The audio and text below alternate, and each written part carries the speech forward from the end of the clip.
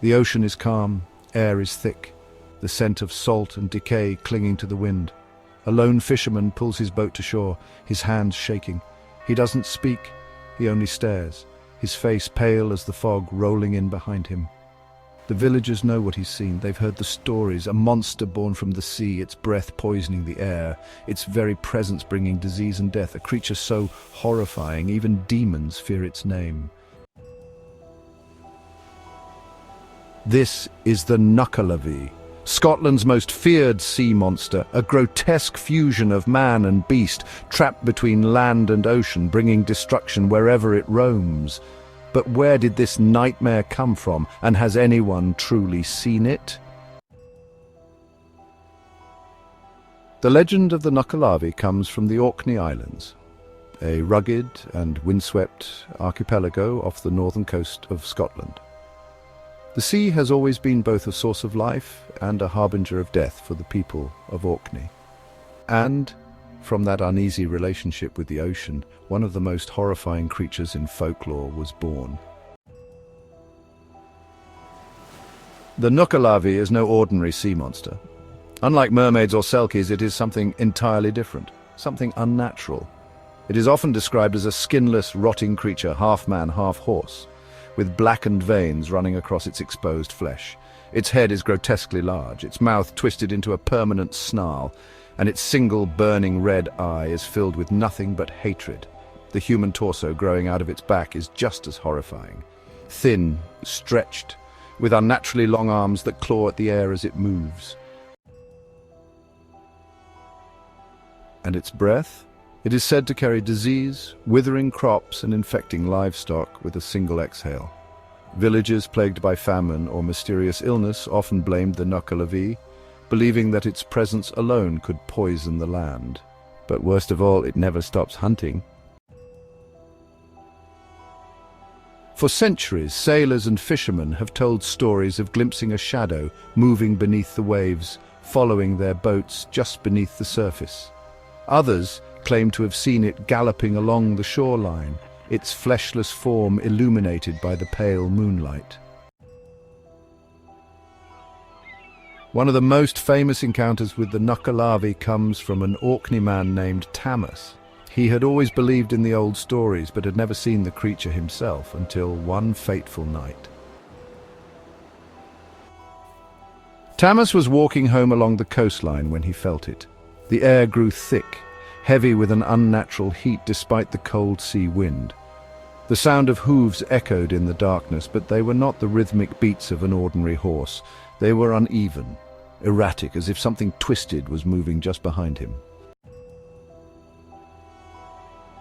He turned, and there it was, a towering, skinless beast, its red eye burning like a coal. Thomas froze, knowing that to run was useless. The Nuckalavee was faster than any man, but then he remembered something, one weakness. Desperate, he ran toward the nearest stream, his breath coming in ragged gasps. Just as the creature lunged for him, he leapt across the water, and the moment he did, the hooves behind him stopped. When he looked back, the Nuckalavee was gone. Thomas had lived to tell the tale, but he never walked the coastline at night again. Unlike many supernatural creatures, the Nuckalavee does not fear fire, silver, or holy relics. There is only one thing that keeps it at bay: fresh water. For all its power, for all the horror it brings, the Nuckalavee is unable to cross running water. Streams, rivers, and even rain are its greatest enemies. This strange weakness has led some to believe that the creature is a corruption of an older pre-Christian water spirit, one that over time transformed into a nightmare. In Orkney folklore, there is also another entity known as the Mither of the Sea, a benevolent spirit believed to protect the islands from the Nuckalavee's wrath. Some say she is the only force capable of restraining the creature, locking it away in the depths of the ocean during the warmer months. But when winter arrives and she loses her strength, the Nuckalavee is free to roam. Could there be a real-world explanation for the Nuckalavee? Some historians believe that the legend originated from the fears of plague and famine, which often devastated isolated communities in Orkney. The idea of a creature whose breath could wither crops and kill livestock may have been a way to make sense of these tragedies. Others speculate that sightings of the nucalave could have been inspired by decayed sea animals washing ashore. A rotting carcass, its flesh peeling away in the salt air, could easily be mistaken for something otherworldly. But for the people of Orkney, the nucalave is more than just a story. Even today, some fishermen refuse to speak its name while at sea, fearing that to do so will bring misfortune upon them. Because whether or not the nucalave is real, one thing is certain: the ocean keeps its secrets well.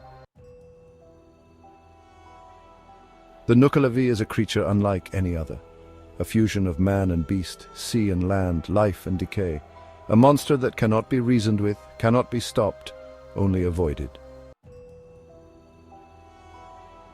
So, if you ever find yourself alone on the shores of Orkney at night, and the air suddenly grows thick and suffocating, if you hear hooves pounding against the sand but see no footprints, don't stop, don't turn around, and whatever you do, find running water.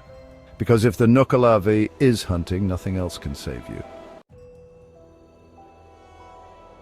Have you ever heard of a creature as terrifying as the nucalave? Let us know in the comments. And don't forget to like, subscribe, and hit the bell for more terrifying folklore.